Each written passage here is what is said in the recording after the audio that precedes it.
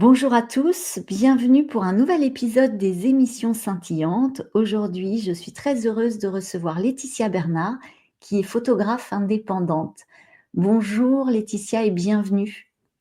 Bonjour Valérie, bonjour à tout le monde et merci pour ton invitation. Alors, que représente pour toi la photo? La photo pour moi, c'est une rencontre. C'est se rencontrer. C'est se voir, se regarder et dire au monde, coucou, je suis ça. Et alors, à quel moment tu as eu cette rencontre avec la photographie et à quel moment tu t'es dit: «Je vais en faire, mon métier»?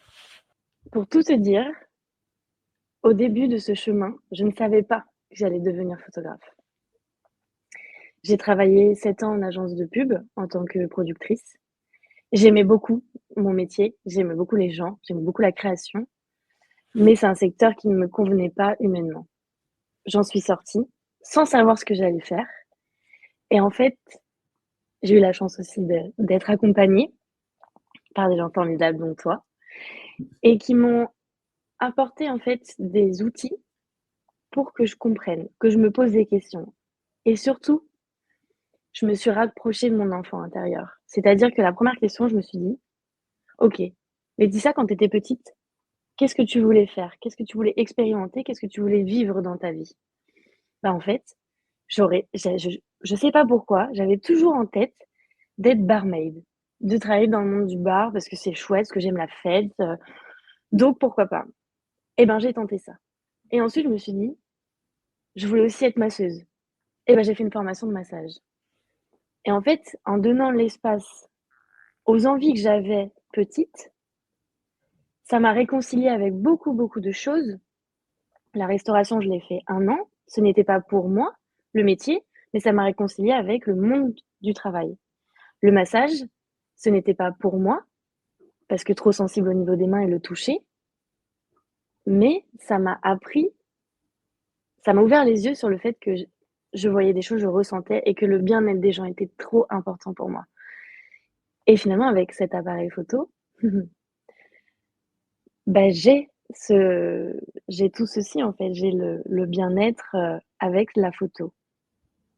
Et ce qui est le plus fou, c'est que à mes 28 ans, on m'a offert un appareil photo. Mes amis m'ont offert un appareil photo en me disant, tu fais toujours des photos avec ton iPhone, ça suffit, prends-toi un peu au sérieux. Et j'ai mis, je sais pas, peut-être 9 mois, on va dire, c'est rigolo, 9 mois à le prendre en main réellement. J'avais pas compris en fait ce message-là. Et encore quand je me suis posé des questions, bon voilà, la restauration c'est pas pour moi, le massage c'est pas pour moi. Bon, j'aimais quand même la production. J'ai été chercher encore une autre mission de production, en production. Et à ce moment-là, j'ai eu ton appel. Et j'avais commencé la photo. Il est vrai, ça se confond un peu dans ma tête, mais j'avais commencé la photo, en fait. On était en plein Covid, je suis partie de Paris, j'étais en Bretagne. On m'a mis aussi un pied dans l'intermittence du spectacle à ce moment-là, donc je découvre aussi un autre système de vie que le vendredi, du lundi au vendredi, que le CDI. Voilà, j'avais pas du tout ces connaissances-là. Et donc, avec ce pied-là, j'ai commencé à prendre mon appareil photo parce qu'en Bretagne, j'adorais les paysages, les gens, etc. Et cet appel que j'ai eu avec toi, je me souviens très très bien. Tu m'as dit, mais pourquoi tu ne tentes pas la photo? Et j'avais peur. Je sais, je connais les règles de vie de la société. Je sais qu'il faut un boulot et qu'il faut gagner des sous. J'étais personne. Je n'ai pas fait d'études. Je ne m'étais pas renseignée. Voilà, moi, en fait, je suis juste venue, coucou. En fait, j'adore la photo, j'adore capturer ce que je vois. J'adore surtout que les gens se trouvent beaux et se voient beaux, c'est hyper important. Et c'est vrai qu'avec mon passé de productrice, bah, tout de suite, j'en ai fait un site internet. J'ai commencé à apprendre à retoucher, etc. Et en fait, quand tu m'as dit, mais tu as peur, mais c'est normal, mais, et tu m'as dit surtout, tu vas trouver un moyen. Tu vas trouver un moyen de te financer, en fait. Tu trouveras. Et vraiment, le message, c'était, même ma thérapeute, à ce moment-là, me l'avait dit. Quand vous parlez de photo, vous êtes rayonnante. Il y a quelque chose. Alors que quand vous parlez d'un autre métier, c'est différent. Et effectivement, le regard que vous avez eu sur moi m'a ouvert les yeux, en fait, là-dessus. Et je me suis dit, mais c'est vrai. On a raccroché. J'ai envoyé 10 CV. Je venais d'habiter de nouveau dans le 17e à Paris. J'ai envoyé 10 mails à 10 studios photo. Bonjour, je m'appelle Laetitia. Je touche un peu à la photo. J'ai mon site internet. Mais voilà, je veux apprendre en fait. Mais ouais, je ne sais pas quoi dire d'autre en fait. Et il y a une seule personne qui m'a répondu. Et elle m'a dit: «Écoutez, j'ai une petite structure, donc je peux pas vous prendre en contrat, mais je peux vous proposer un stage via Pôle emploi», parce que j'étais en Pôle emploi, à ce moment-là et intermittent du spectacle. Et voilà, si vous voulez, je vous forme pendant 1 mois. Le studio était juste à côté de mon appartement. Je me souviens d'avoir eu très peur. Je me souviens que j'étais chez mes parents à ce moment-là. J'avais 29 ans et en fait, le choix était quelque part terrible à ce moment-là parce que j'avais le choix entre un poste en production en statut d'intermittente du spectacle, donc en 3 mois, je faisais mon statut, d'intermittente ou ce stage non rémunéré d'1 mois, de quelque chose que je ne connais absolument pas. Et là, je me suis regardée de nouveau et en fait, j'ai visualisé. Je me suis dit: «OK Laetitia, en fait, à 30 ans, qui tu veux être?» Mais pas qu'est-ce que je veux faire, qu'est-ce que je veux incarner, qu'est-ce que je veux vivre dans ma vie? Et en fait, c'était: je veux être libre.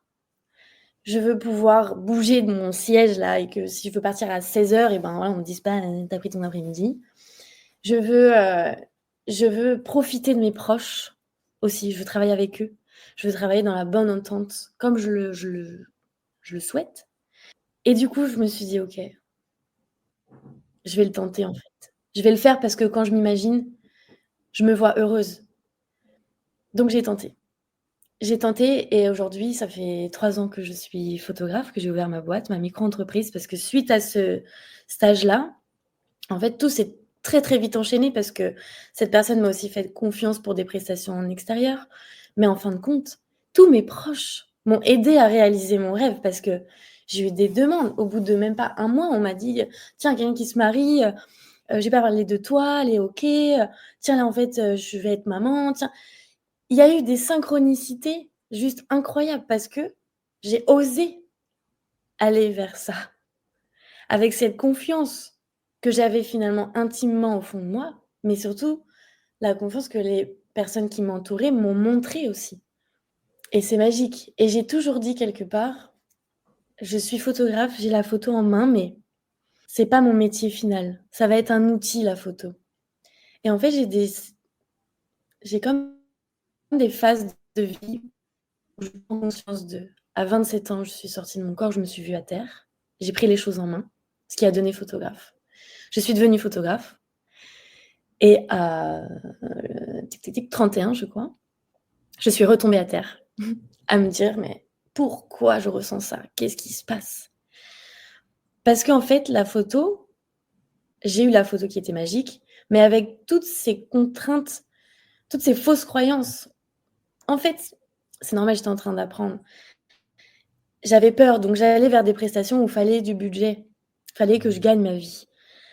Mais finalement, moi, je voyais que la photo, c'était tellement important. C'est comme une thérapie, la photo. On se rencontre et c'est très important. Je suis responsable, en fait, de l'image de la personne. De se voir sur une photo moche, de ne pas se reconnaître, parce que c'est ça derrière la mocheté, qu'on appelle la mocheté. Ça peut te détruire. Alors qu'une jolie photo, il y a toujours cette photo où on me dit: «Oui, je savais pas qu'on me prenait en photo et je me trouve magnifique». Bah oui, parce que tu étais simplement toi à ce moment-là et cette photo-là te fait du bien et quand je me suis posé la question de pourquoi je ressens ça même à travers la photo, j'ai le mot photothérapie qui m'est venu. J'ai fait des conférences, je me suis renseignée, il y avait pas beaucoup de choses dessus, mais je me suis dit que c'était pas ça et aujourd'hui, je suis en train d'écrire quelque chose et justement pour moi la photo, c'est se rencontrer. Et il y a effectivement tout un processus et je veux que les gens se responsabilisent sur leur image parce que ce que tu vas envoyer en séance photo, finalement, en fait, ça va te permettre constamment, dans toute la vie, dans toutes les facettes de ta vie, finalement. Apprends à te regarder pour aimer ce que tu dégages, qui tu es. Pour celles et ceux qui écoutent, ton récit, ton témoignage. Moi, je voudrais rajouter quand tu dis notre échange téléphonique quand on a eu ce coup de fil. Mais attention, tu faisais déjà de la photo, c'est pas sorti parce que là, on peut avoir l'impression que tu faisais comme ça en dilettante 1 ou 2 photos. Non, non, tu faisais déjà des magnifiques portraits, tu exerçais ton talent déjà. C'est pas sorti du chapeau de nulle part, suite à une conversation.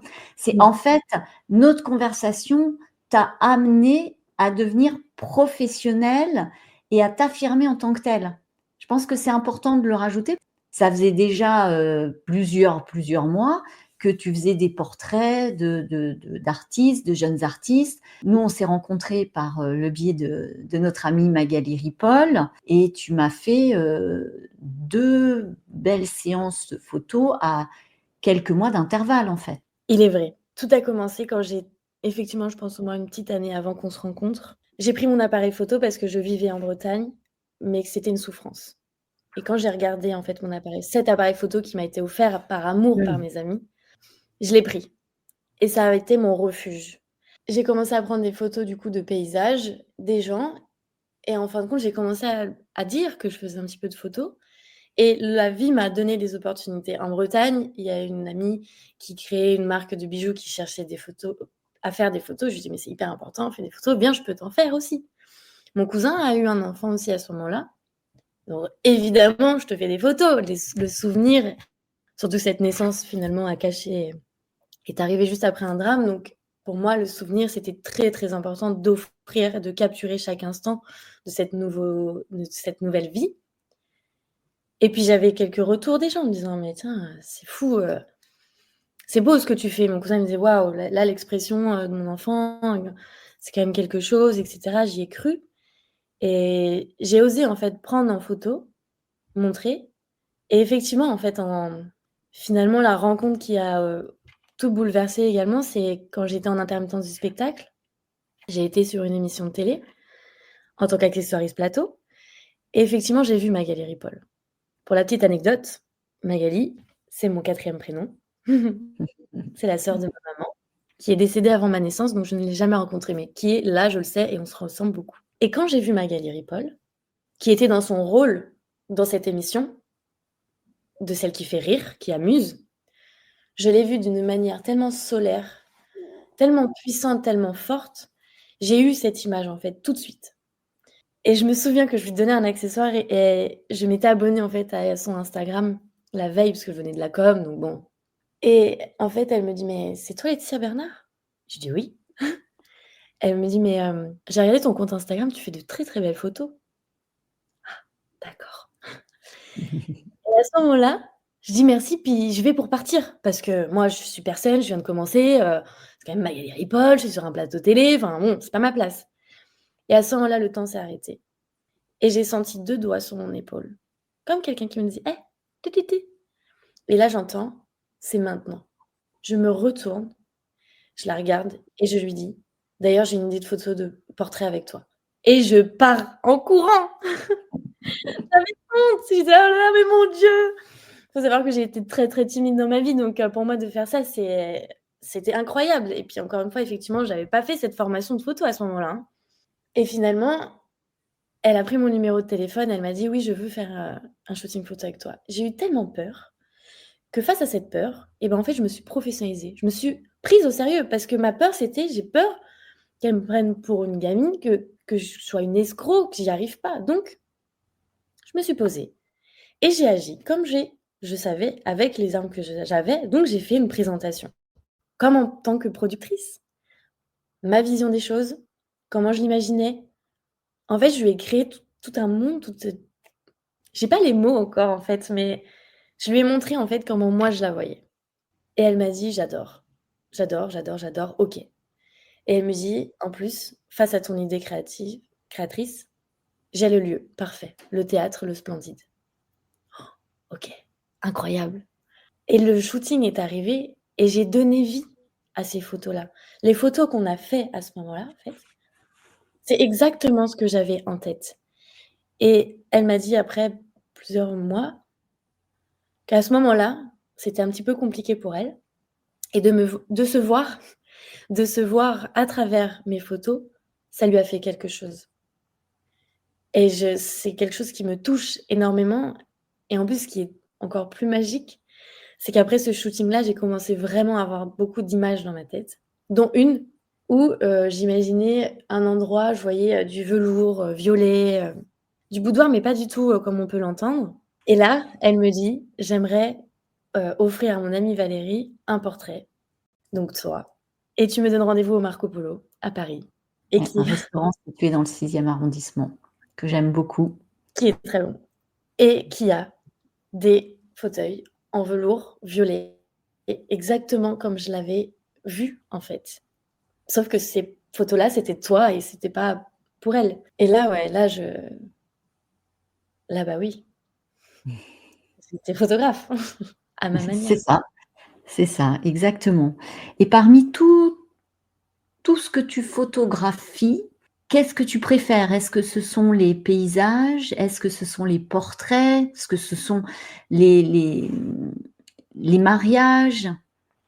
Les émotions, les émotions. C'est la lumière des gens, en fait, ce que j'aime, c'est pas une catégorie parce que dans chaque catégorie, chaque moment de vie est magique. Un mariage, c'est magique, une naissance, c'est magique, une séance couple, c'est magique, il y a de l'amour, c'est incroyable.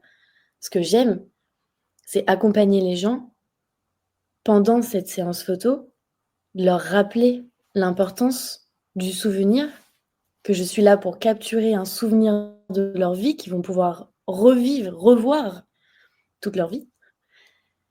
Et ce moment où ils comprennent et qu'ils lâchent prise, où ils ont confiance en eux et en moi, c'est vraiment quelque chose de magique. Et après, quand ils se voient, se découvrent, bah, c'est incroyable. C'est incroyable. Ils me remercient, mais c'est eux. J'ai beau être la meilleure photographe au monde, si la personne n'est pas sincère avec elle-même et ne me donne pas ce qu'elle veut que je capture, la photo, elle sera à côté, en fait. Mmh. Et alors tu voyages beaucoup, tu aimes Mmh. voyager. Oui. Qu'est-ce que ces découvertes, en fait, t'apportent, te procurent? Un sentiment de liberté? J'allais dire une ouverture, d'esprit. Quand je voyage, et je sais que j'ai été très frustrée dans ma jeunesse, dans ma vingtaine, parce que, timide, j'osais pas partir.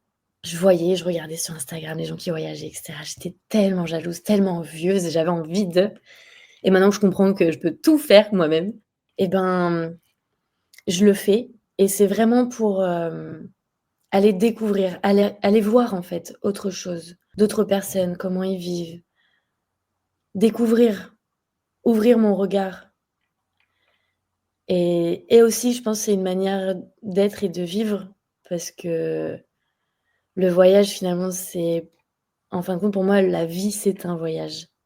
C'est une découverte de chaque jour, et la preuve, et ce qui est très drôle, c'est que ça fait 2 ans maintenant que j'ai plus d'appartement en conscience, et que finalement j'ai fait de ma vie un voyage, parce que j'ai toujours mon sac à dos sur moi. J'ai mes affaires dans un box à Paris. Et je vais chercher mes t-shirts quand il fait chaud, et mes pulls quand il fait froid. Hem, mais en fait, j'adore parce que j'ai vu qu'à mes 30 ans, mon quotidien avait beaucoup changé. Mes amis étaient partis un peu à droite à gauche, et moi, j'avais envie de rester là où tout avait changé. J'ai aujourd'hui, grâce à mon statut, je peux me permettre d'avoir un rythme de vie qui est différent du lundi au vendredi, samedi, dimanche. Du coup, bah, quand j'ai 5 jours où j'ai pas de séance photo physique, eh bien, je peux partir en Normandie, à Lyon, à Cassis. En fait, et vivre avec mes amis l'espace de 2 ou 3 jours. C'est tellement plus bénéfique que, 2 heures dans un verre en une semaine. Donc c'est et le voyage, à travers le voyage aussi, j'avance aussi tout le temps. Je suis toujours en train de marcher, je suis toujours en train de bouger, je suis toujours en train de m'adapter, finalement. J'ai pas ce sentiment quand tu es dans ton canapé le soir en te disant: «Ah, je suis chez moi, c'est cool». Mais j'ai appris à l'être dans mon corps. Donc quand on me dit: «Tu habites où?» J'habite dans mon corps, j'habite ici. Là où je suis, là, maintenant, tout de suite, parce que ma vie, c'est là, maintenant, tout de suite. Et peu importe si je suis dans un appartement, une maison, ou j'arriverai toujours, en fait, à trouver mon chez moi là où je suis. Et je déplace aussi beaucoup les meubles, parce que les gens ont toujours leur canapé devant un mur, ça m'énerve. pour finir, si je te prêtais ma baguette de fée, à quoi te servirait-elle? Ah! Alors ça, si j'avais ta baguette de fée, je crois que j'allais dire que j'offrirais un miroir à chaque personne pour voir à quel point chaque personne est belle, mais j'ai pas trop aimé parce que du coup, visuellement, les gens se regarderaient trop, mais peut-être que je leur offrirais mes yeux ou mon regard, Mmh. finalement, Pour qu'ils se voient à travers, pour qu'ils se ton rencontrent, pour qu'ils se ton point de rencontrent. vue. Mmh. Bah, Mmh c'est très mh. beau. En tout cas, j'étais très heureuse de cet échange, avec toi, Laetitia, et Merci. puis, je sais que là, tu pars, justement faire un voyage, Tout à fait. donc je te souhaite de merveilleuses rencontres, riches de découvertes incroyables, et puis, bah, je te dis à très bientôt. À très bientôt Valérie et encore merci pour tout. Merci à toi, merci de ta confiance, de ton amitié. Je vous souhaite à tous de passer, de très bons moments. Soyez à l'écoute de votre cœur et puis au plaisir de vous retrouver pour un nouvel épisode des émissions scintillantes. À très bientôt. Au revoir.